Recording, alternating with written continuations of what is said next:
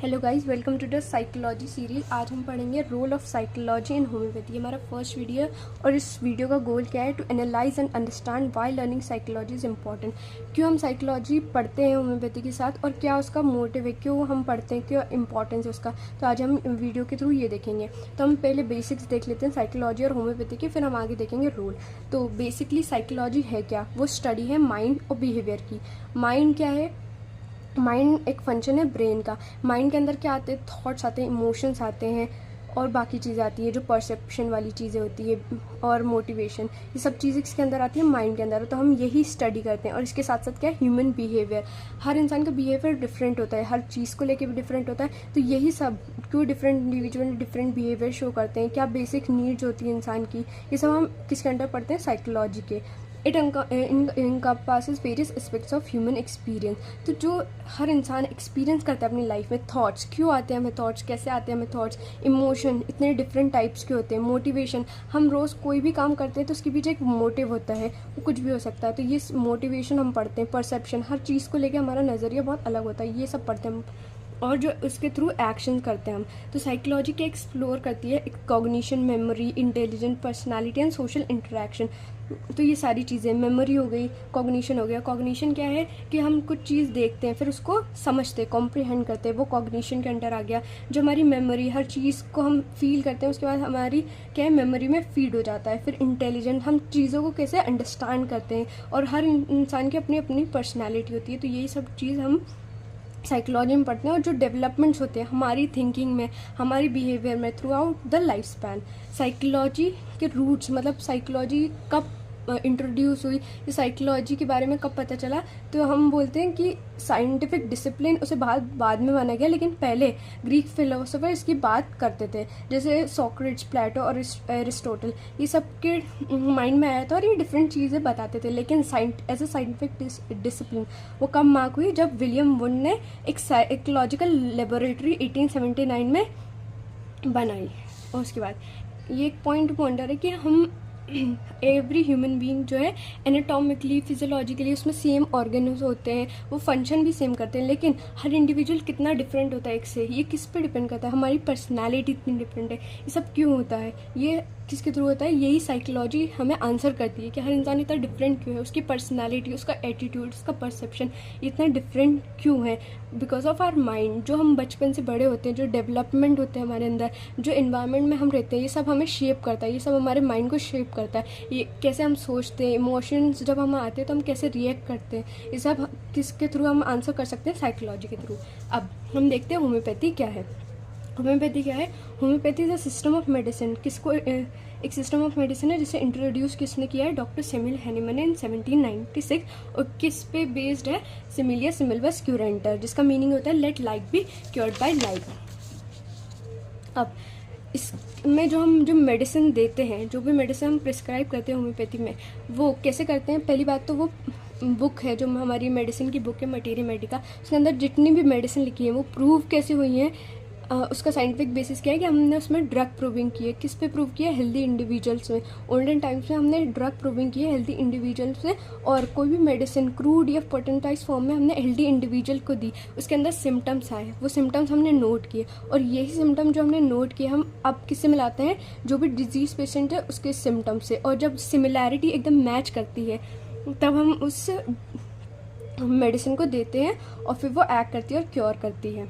अब देखते हैं हम एक इंटरेस्टिंग फैक्ट क्या है कि साइकोलॉजिकल डेवलपमेंट तो बहुत बाद में आया है। उससे पहले ही हैनिमन ने अपने डिफरेंट अफोरिज्म ने और अपने एक्सपीरियंस के थ्रू बताया कि मेंटल सिम्टम्स कितने इंपॉर्टेंट होते हैं और मेंटल इलनेस को क्योर किया उन्होंने। कैसे? Hahnemann was one of the first physician to treat a patient in an asylum in 1792। तो 1792 में वो कहाँ अपॉइंट हुए थे? Institute for the insane, Georgenthal, Germany में वो एज अ फिजिशियन अपॉइंट हुए थे। और उन्होंने कैसे मेथड्स यूज़ किए थे? उन्होंने इनोवेटिव, मतलब अहेड ऑफ टाइम ऐसे मेथड्स यूज किए थे, इंक्लूड पर्सनलाइज केयर। तो वो ऐसा नहीं करते थे कि सिम्टम्स उन्होंने जो डिजीज़ के हैं वो देखे, बल्कि वो क्या करते थे? सबके लिए पर्सनलाइज केयर। और ऐसे ही उन्होंने बहुत सारे लोगों को ट्रीट किया है। तो हैनिमन वॉज अहेड ऑफ इस टाइम और उन्होंने उस टाइम पे क्योर किया लोगों को। तो उन्होंने क्या एम्फेसाइज किया? Individualised care, treating patient based on their specific symptoms. मतलब हर इंडिविजुअल में से कुछ होते हैं सिम्टम्स जो सब में आते हैं डिजीज़ को लेके, लेकिन कुछ चीज़ें होती हैं जो डिफरेंट होती है, वही पिक्यूलियर को ट्रीट करना ही होम्योपैथी है। उस टाइम पे उन्हें ये पता नहीं था, लेकिन फिर भी वो वैसे क्योर कर रहे थे, और फिर आगे जाके होम्योपैथी का डेवलपमेंट हुआ। अब हम देखते हैं जो कॉमन ग्राउंड है किसके बीच में, साइकोलॉजी और होम्योपैथिक के बीच में। तो हम यहाँ 3 पॉइंट्स पढ़ रहे हैं, एक होलिस्टिक ट्रीटमेंट, दूसरा है माइंड बॉडी कनेक्शन, और थर्ड है इंडिविजुअलाइज्ड केयर। तो फर्स्ट क्या है, होलिस्टिक सिस्टम।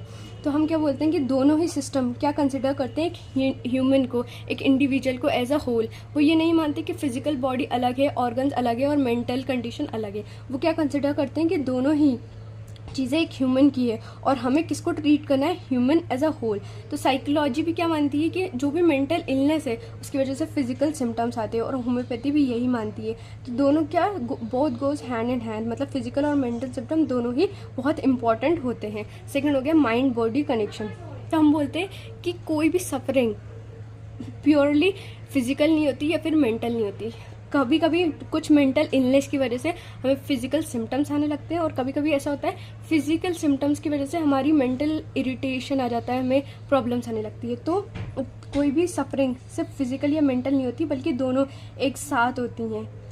उनका रेशियो अलग हो सकता है हमें मेंटल कोई प्रॉब्लम है, हमें बहुत एंजाइटी हो रही है जिसकी वजह से हमें पाल्पिटेशंस होता है, तो मतलब ये मेंटल प्रॉब्लम है, लेकिन हमें फिजिकल भी शो हो रही है, फिजिकल एलिमेंट्स में। या फिर हो सकता है बहुत लॉन्ग टाइम से हमें कोई प्रॉब्लम चली आ रही हो जिसकी वजह से हम बहुत डिप्रेस फील करते हैं। तो दोनों क्या होता है, माइंड और बॉडी का क्या होता है, कनेक्शन। और थर्ड होता है इंडिविजुअलाइज्ड केयर। हम ये नहीं कंसिडर करते कि डिजीज़ जो है सारे डिजीज़ सेम होते हैं, मतलब एक डिजीज़ हर इंडिविजुअल सेम होता है, बल्कि हम क्या कंसिडर करते हैं कि हर इंडिविजुअल की एक अपनी रिक्वायरमेंट होती है। हर इंडिविजुअल के लिए एक अलग मेडिसिन होनी चाहिए जो उससे बिलोंग करे, जो उसके लिए इंडिविजुअलाइज्ड हो। तो every person is considered unique, and the treatment, जो भी ट्रीटमेंट है वो किस पे बेस होना चाहिए, इंडिविजुअल की नीड्स पे। Now come the important of mental symptoms. हम देखते हैं ऑर्गन ऑफ मेडिसिन में कहाँ दिए। तो ऑर्गन ऑफ मेडिसिन में कहाँ दिए, साइकोलॉजिकल डेवलपमेंट तो बहुत बाद में हुए। ये चीज़ें जो साइंटिफिक डिसिप्लिन मानी गई साइकोलॉजी को, तो बहुत बाद में ही। उससे पहले क्या हुआ है कि उससे पहले ही हैनीमन ने अपनी ऑर्गन ऑफ मेडिसिन बुक में ये अफोरिज्म के थ्रू बताया है कि मेंटल सिम्टम्स एक ह्यूमन मतलब ट्रीटमेंट के लिए कितने इंपॉर्टेंट होते हैं। अफोरिज्म नंबर 5, उन्होंने रिलेटेड टू क्रॉनिक केसेस कहा है कि हमें एक इंसान की चीज़ें देखनी चाहिए, जैसे हो गया उसका ऑक्यूपेशन, वो क्या करता है, उसके मेंटल चीज़ें और बाकी चीज़ें भी देखनी चाहिए ह्यूमन के अंदर, ताकि हम उससे पता लगा पाएँ कि क्या उसमें कुछ प्रॉब्लम तो नहीं है, क्या वही कोई फंडामेंटल वही कॉज तो नहीं है जिसकी वजह से उसे फिजिकल एलिमेंट्स आ रही है। 17 के फुट नोट में उन्होंने मॉरल रेमेडी दिया है, क्योंकि उन्होंने बताया कि हर चीज़ ऐसा नहीं है, ज़रूरी नहीं है मेडिसिन से ही क्योर हो, कभी कभी कुछ चीज़ें मॉरल रेमेडी से भी ठीक हो जाती है, काउंसलिंग के थ्रू भी ठीक हो सकती है। और अबाउट इमेजिनेटिव डिजीज़, कभी कभी किसी केसेस में क्या हो जाता है कि हमें किसी चीज़ का फेयर लग गया, उसकी वजह से हमें कोई फिजिकल एलिमेंट आ गई, तो ये क्या हो गए, इमेजिनेटिव डिजीज़ हो सकते हैं, जो कि हम क्योर कर सकते हैं बाय मीन्स ऑफ काउंसलिंग या फिर प्लेसिबो देके, जिसमें दवाई का कोई कंटेंट नहीं होता, लेकिन पेशेंट को फील होता है कि हमने उसे कोई दवाई दी है जिससे वो क्योर हो जाता है। तो ये सब किसके अंडर आ रहा है, ये सब कैसे इंसाइट्स हमें मिल रही है, किसके थ्रू मिल रही है, साइकोलॉजी के थ्रू मिल रही है। अब आ गए हम की points, how psychology helps a homeopath. क्या चीज़ें हैं वो जिसके थ्रू होम्योपैथी के अंडर हम साइकोलॉजी पढ़ते हैं, या होम्योपैथ को साइकोलॉजी कैसे हेल्प करती है। फर्स्ट है वो better understanding of materia Medica. तो हम जितनी भी मेडिसिन पढ़ते हैं अपने मटेरिया मेडिका में, उसके हर मेडिसिन के अंदर क्या लिखा होता है, मेंटल पिक्चर लिखी रहती है उस मेडिसिन की, और वही हम किससे मिलाते हैं, अपने पेशेंट से। तो उसमें जितनी भी चीज़ें लिखी रहती हैं वो हम कैसे समझेंगे क्लियरली। जैसे ईगोइज्म नक्स वोमिका, ये हमने पढ़ तो लिया, लेकिन हमें देखने के लिए हमें साइकोलॉजी को समझना पड़ेगा, वो अंडरस्टैंड करने के लिए। या नेट्रम्यूर का ग्रीफ, क्योंकि वो शो नहीं करती, वो क्या रखती है उसके अंदर क्रॉनिक ग्रीफ होता है, वो शो नहीं करती, अपने दिल में रखती है। तो ऐसी चीज़ों को हमें अंडरस्टैंड करने के लिए साइकोलॉजी पढ़नी पड़ेगी। फिर क्या हो गया, to understand a patient well.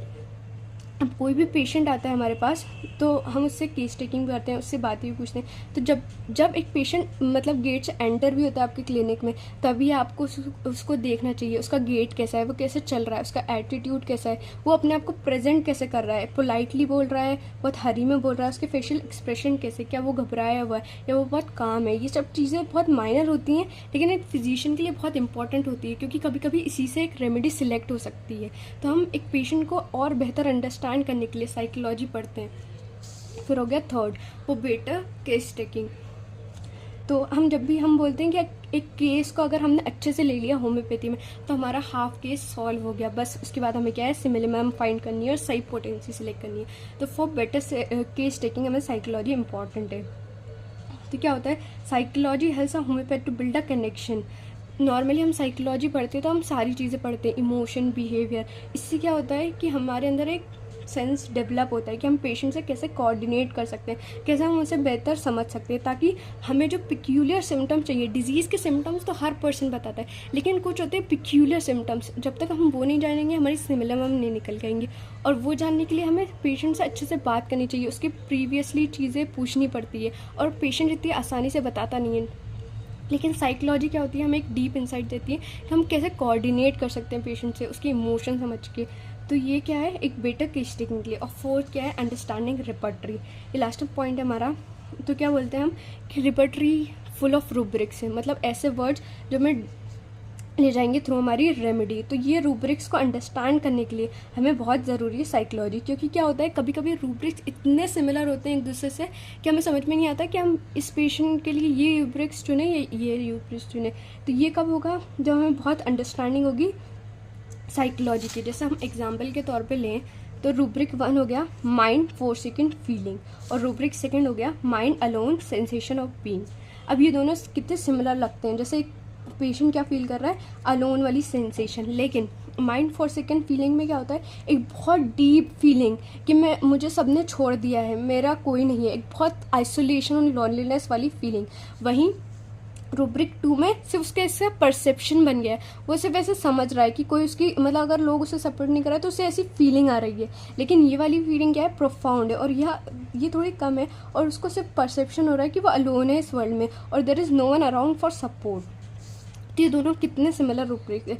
जब तक हम साइकोलॉजी नहीं पढ़ेंगे हमें समझ में नहीं आएगा कि हमें किस रूब्रिक को चुनना चाहिए, और ये दोनों रूब्रिक्स की रेमेडीज़ भी अलग हो सकती हैं। तो ये हम इतनी बड़ी मिस्टेक नहीं कर सकते कि हम गलत रूब्रिक्स चुन लें। तो यही सब अंडरस्टैंड करने के लिए हमें किसकी ज़रूरत है, साइकोलॉजी की वेल अंडरस्टैंडिंग की ज़रूरत है।